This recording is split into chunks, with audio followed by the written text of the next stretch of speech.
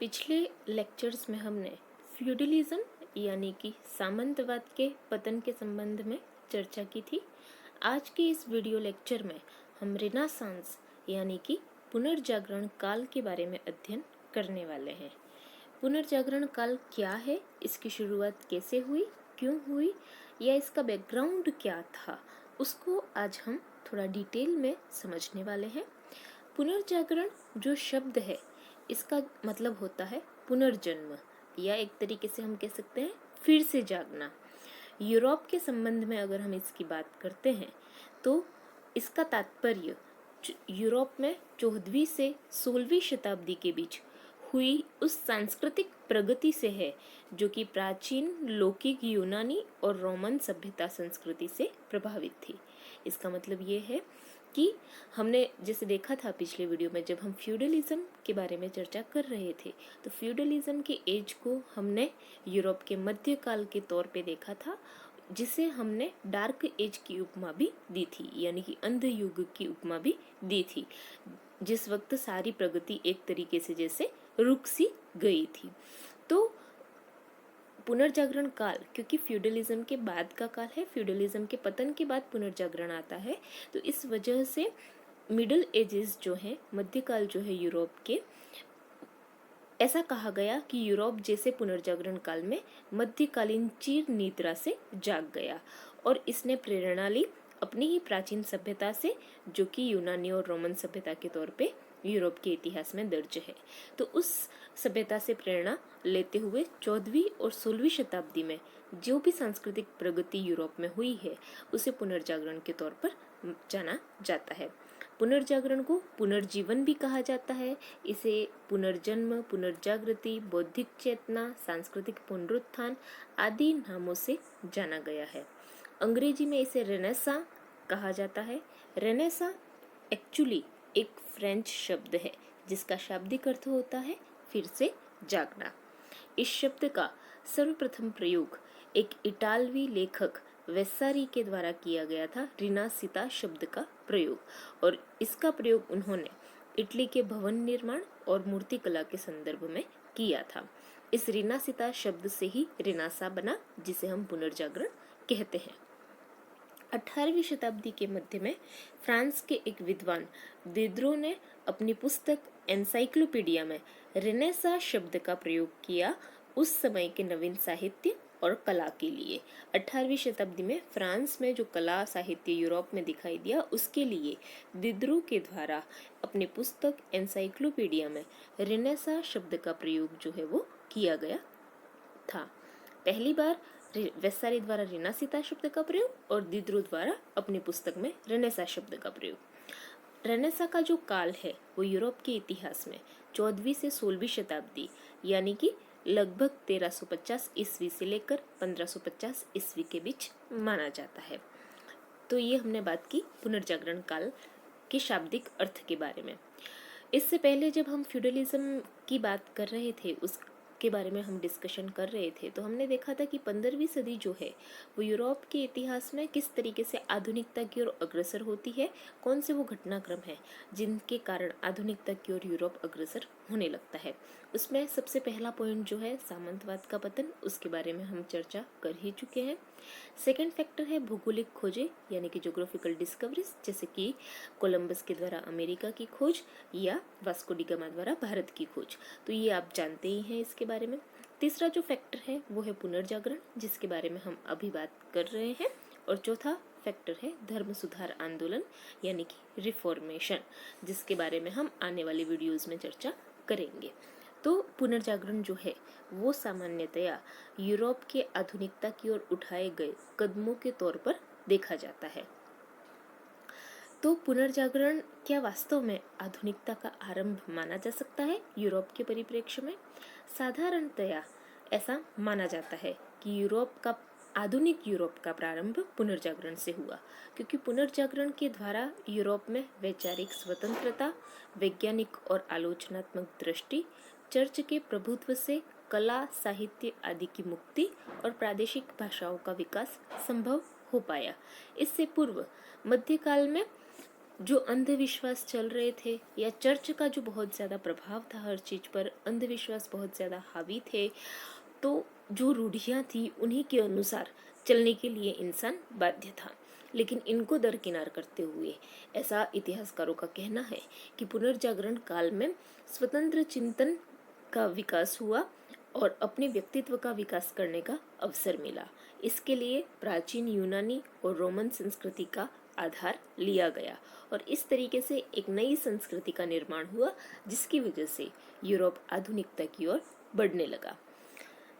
मध्यकाल में मूल जो बात थी वो धर्मवाद था, यानी कि धर्म पर बहुत ज़्यादा फोकस था और इस लोक यानी कि पृथ्वी पर जो जीवन है उस पर ज़्यादा फोकस नहीं था, बल्कि मृत्यु के बाद हेवन में पहुंचने पर परलोकवाद पर ज़्यादा फोकस था। तो जो भी कर्म थे उनकी पाप और पुण्य की कैटेगरीज या उनकी वैधता जो है, जो भी कार्य इंसान द्वारा किया जाता था उसकी वैधता इसी उद्देश्य को ध्यान में रखकर की जाती थी, यानी कि मृत्यु के बाद आपको क्या मिलने वाला है उस बात को ध्यान में रखकर। लेकिन पुनर्जागरण काल में लौकिक चीज़ों पर बल दिया जाने लगा, यानी कि मानव का जो जीवन है वो इम्पोर्टेंट माना जाने लगा और इस वजह से मानववाद यानी कि ह्यूमनिज्म नामक एक नए कॉन्सेप्ट का विकास हुआ, जिसमें धर्म को सेंटर में नहीं रख करके ह्यूमन को, मानव को सेंटर में रखा गया। मानव की खुशियों को, मानव की पीड़ाओं को, मानव के दुखों को समझने की कोशिश की गई, जिसे हम ह्यूमनिज्म के तौर पे जानते हैं। ये पुनर्जागरण का एक बहुत ही बड़ा एस्पेक्ट है। इसलिए पुनर्जागरण को इतिहासकारों के द्वारा यूरोप के मध्य युग और आधुनिक युग को मिलाने वाला सेतु कहा जा सकता है। प्राचीन युग की जो प्राचीन यूरोप की जो यूनानी और रोमन सिविलाइजेशन थी, ग्रीक और रोमन सिविलाइजेशन, जैसे इंडिया में हम इंडस वैली सिविलाइजेशन यानी कि सिंधु घाटी सभ्यता, वैदिक सभ्यता को पढ़ते हैं यहाँ की प्राचीन उन्नत सभ्यताओं के तौर पे, वैसे यूरोप में यूनानी और रोमन सभ्यताएं जो हैं वो एक तरीके से बहुत ही डेवलप्ड सिविलाइजेशंस मानी जाती हैं। लेकिन मध्यकाल तक पहुँचते पहुँचते ये लुप्त प्राय हो चुकी थी। इस कारण से पुनर्जागरण काल में इनसे फिर से इंस्पिरेशन लिया गया, तो ये फिर से एक तरीके से सजीव हो उठी। इस युग में फिर से उन आदर्शों को और मूल्यों को महत्व दिया जाने लगा जो कि मध्यकाल में, मिडिल एजेस में एक तरीके से नगण्य समझे जाते थे, जैसे कि लौकिक जगत के प्रति आस्था, जैसे हमने बात की कि परलोकवाद के स्थान पर अब इस लोक को, इह लोक को, लौकिक जगत को ज़्यादा इम्पोर्टेंस दी गई। मानववाद का, ह्यूमनिज्म का विकास हुआ। रूढ़िवादिता के स्थान पर तर्क यानी कि लॉजिक को ज़्यादा इम्पोर्टेंस दी गई, जिससे अंधविश्वासों का खात्मा हुआ। प्राकृतिक सौंदर्य की अनुमति भी पुनर्जागरण काल में दी गई। हम देखेंगे जब हम रेनेसां आर्ट के बारे में बात करेंगे तो किस तरीके से धार्मिक कला को प्राकृतिक सौंदर्य के द्वारा रिप्लेस किया गया, इसके बारे में हम बात करने वाले हैं। तो ये अभी तक हमने बात की। स्विस इतिहासकार है जैकब बुरखार्ट, उनकी एक बुक है जिसका नाम है civilisation of the renaissance in Italy, क्योंकि इटली से इस पुनर्जागरण की शुरुआत होती है, तो इस वजह से इनकी बुक का नाम है civilisation of the renaissance in Italy.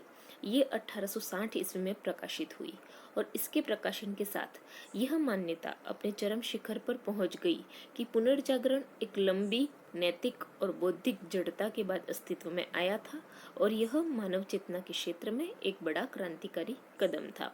यानी कि मध्यकाल की चीर निद्रा से यूरोप जागा, उसका पुनः जागना हुआ, फिर से वो जागा, इसलिए इसे पुनर्जागरण का कहा गया। यानी कि मध्य एज के बिल्कुल विपरीत ये एक विकास का काल था, ऐसा कहा गया। लेकिन अगर आप इसका टाइटल पढ़ पा रहे हैं आधुनिकता का आरंभ, तो मैंने एक क्वेश्चन मार्क लगा रखा है कि क्या सच में पुनर्जागरण काल को आधुनिकता का आरंभ माना जा सकता है? क्या सच में ऐसा हुआ कि मध्यकाल में कोई उन्नति नहीं हुई, यूरोप ने कोई प्रगति नहीं की और अचानक पुनर्जागरण काल की शुरुआत के साथ ही सब प्रकार की प्रगति जो है वो यूरोप में दृष्टिगोचर होने लगी? इस बात को हमने क्वेश्चन मार्क के तौर पे देखा है। आइए समझते हैं दरअसल क्या हुआ। आधुनिकता का आरंभ हुआ इस समय पर या इसके कोई ट्रेड्स हमें पहले से ही मौजूद थे?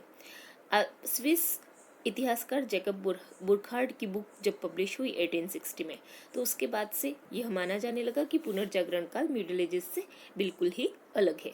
लेकिन आधुनिक इतिहासकारों का ऐसा मानना है कि पुनर्जागरण काल यूरोपीय इतिहास की कोई आकस्मिक घटना नहीं थी, कोई तुरंत घटने वाली घटना नहीं थी, बल्कि इसके पूर्व चिन्ह यानी कि इसके ट्रेड्स जो हैं वो यूरोप में पहले से ही मौजूद थे। किस तरीके से थे? 14वीं शताब्दी में, जैसे हमने कहा कि 1350 ईस्वी के लगभग पुनर्जागरण काल की शुरुआत हुई, तो इससे पहले भी यूरोप में बहुत सारे चिंतन और मनन के उदाहरण हमें मिलते हैं।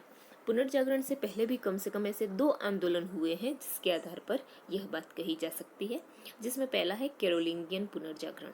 कैरोलिंगियन एम्पायर के बारे में हमने बात की थी जब हमने फ्यूडलिज्म को समझा था। अगर आपको शालमेग्ने याद है, शालमेग्ने के साम्राज्य के पतन के बाद ही फ्यूडलिज्म का एक तरीके से उत्थान होता है। ये हमने फ्यूडलिज्म के उत्थान के बैकग्राउंड को जब हम समझा था तो इसके बारे में बात की थी।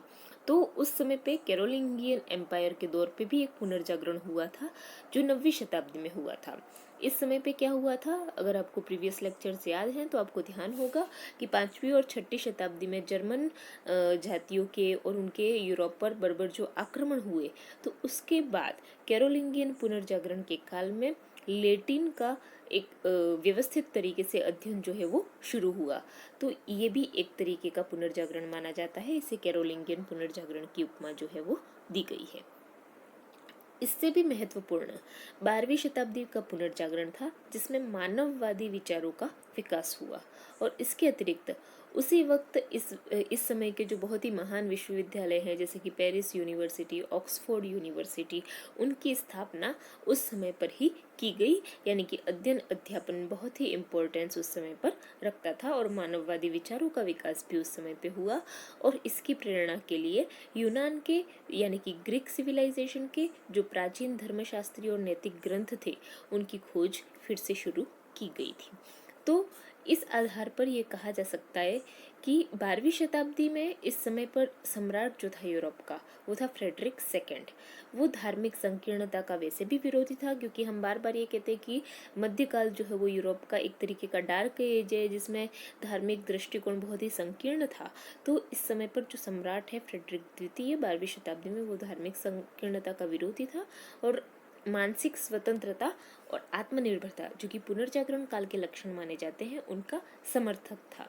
उसके संरक्षण में इटली के सिसिली प्रांत में जिस तरीके का वातावरण बना, जिस तरीके का बौद्धिक और साहित्यिक वातावरण बना, उसका पुनर्जागरण के युग में अनेक इटालियन शासकों के द्वारा अनुसरण किया गया।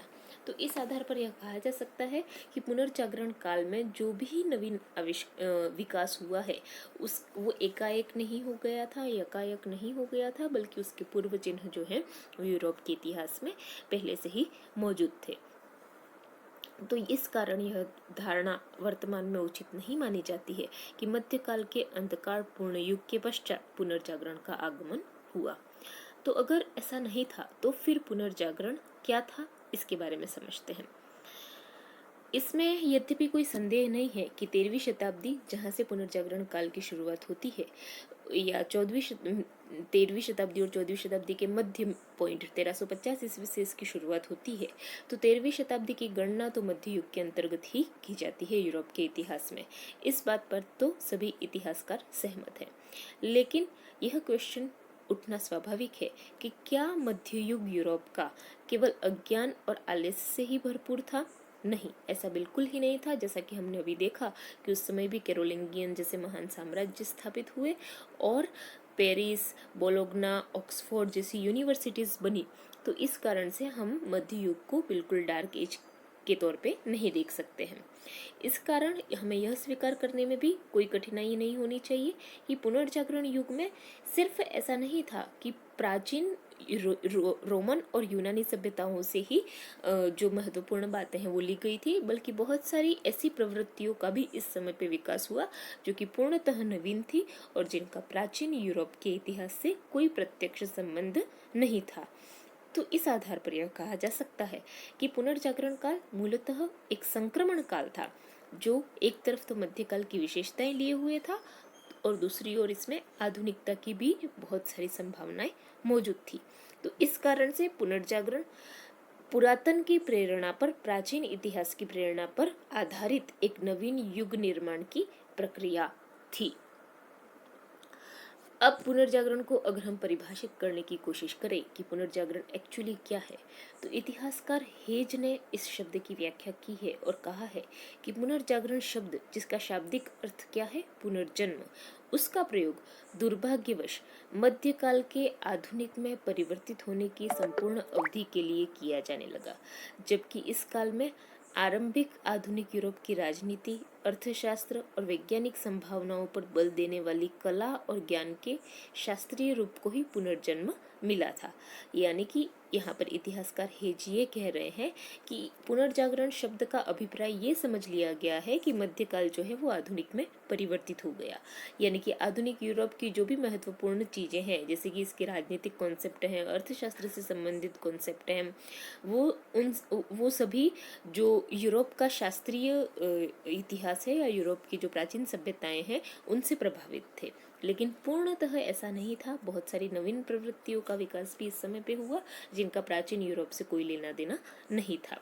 बहुत सारी ऐसी घटनाएं थी 14वीं और 17वीं शताब्दी के बीच में जो सर्वथा मौलिक थी, उनका प्राचीन यूरोप से कोई संबंध नहीं था। इसलिए इतिहासकार हेज का ये कहना है कि पुनर्जागरण शब्द का निश्चित सीमा में प्रयोग होना चाहिए और उसे आधुनिक युग में होने वाले संपूर्ण परिवर्तनों को निर्दिष्ट करने के अर्थ में नहीं लिया जाना चाहिए। तो पुनर्जागरण को हम इस प्रकार परिभाषित कर सकते हैं कि पुनर्जागरण एक ऐसा बौद्धिक और उदार सांस्कृतिक आंदोलन था जिसमें प्राचीन यूरोप की प्रेरणा तो ली गई थी, लेकिन साथ ही साथ नवीन प्रवृत्तियों का भी विकास हो रहा था और इसमें प्राचीन यूरोप की प्रेरणा के आधार पर नए यूरोप का निर्माण हो रहा था। बहुत सारी आलोचनात्मक और अन्वेषणात्मक प्रवृत्तियां जन्म ले रही थी, जिस वजह से मनुष्य मध्यकालीन बंधनों से मुक्त हुआ, स्वतंत्र चिंतन की ओर अग्रसर हुआ और मानव जीवन के बहुत सारे पहलुओं का उन्नयन आरंभ हुआ जो हमें उस युग की कला, साहित्य, दर्शन, विज्ञान आदि में देखने को मिलता है। तो पुनर्जागरण को अगर हम समझें तो पुनर्जागरण एक तरीके की मानसिक दशा है, एक मनोदशा है। एक मध्यकाल के अंत तक पहुंचते हैं जब, तो निश्चित तौर पर जो जागृति है वो बढ़ती है, जो चेतना का स्तर है मनुष्य का वो बढ़ने लगता है। लेकिन ऐसा नहीं है कि मध्यकाल बिल्कुल ही एक तरीके से आलस का या अंधकार का काल था, उसमें भी विकास के लक्षण हमें दिखाई देते हैं। यद्यपि पुनर्जागरण काल तक पहुंचते पहुंचते ये लक्षण, विकास के जो लक्षण हैं या चिंतन के जो लक्षण हैं वो और ज़्यादा लेवल पर, हमें वाइड लेवल पर दिखने लगते हैं और इस कारण से एक बौद्धिक और उदार सांस्कृतिक आंदोलन जन्म लेता है जिसे हम पुनर्जागरण के तौर पर जानते हैं। पुनर्जागरण काल की ये जो हम बात कर रहे हैं उसे हम एक तरीके का एलाइट आंदोलन कह सकते हैं। एलाइट यानी कि उच्च वर्ग का आंदोलन। पुनर्जागरण काल के आने के बावजूद भी इसका जो प्रभाव कला के क्षेत्र में चाहे वो पड़ा है, साहित्य के क्षेत्र में पड़ा है, विज्ञान के क्षेत्र में पड़ा है, तो वो एक बहुत ही बुद्धिजीवी वर्ग तक सीमित रहा है। यूरोप की जो आम जनता रही उस समय पे, उसे इन चीज़ों से इतना फर्क नहीं पड़ा। उसका जीवन यापन जो था वो उसी तरीके से चल रहा था जैसा मध्य युग में चल रहा था। उसमें बहुत ज़्यादा परिवर्तन नहीं आया और उनमें जो परिवर्तन है वो एक बहुत ही लंबे समय के बाद देखने को फिर हमें मिलता है। तो इसको हम पुनर्जागरण को बहुत ज़्यादा व्यापक उस दृष्टिकोण से भी नहीं देख सकते हैं कि आम जनजीवन की जिंदगी ही जैसे बदल गई हो। तो इस वजह से ये कहा गया कि एक तरीके की मनोदशा है, एक तरीके की सांस्कृतिक जागृति है।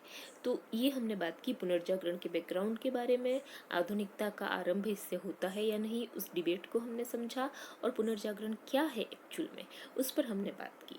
अगले वीडियोस में हम देखेंगे कि पुनर्जागरण की शुरुआत क्यों होती है, कहाँ से होती है और जब शुरुआत होती है तो फिर उसके बाद क्या होता है, अलग अलग फील्ड में, कला के क्षेत्र में क्या होता है, साहित्य के क्षेत्र में क्या होता है, विज्ञान के क्षेत्र में क्या होता है, किस तरीके के डेवलपमेंट्स होते हैं, उसके बारे में हम आने वाले वीडियोस में चर्चा करेंगे। धन्यवाद।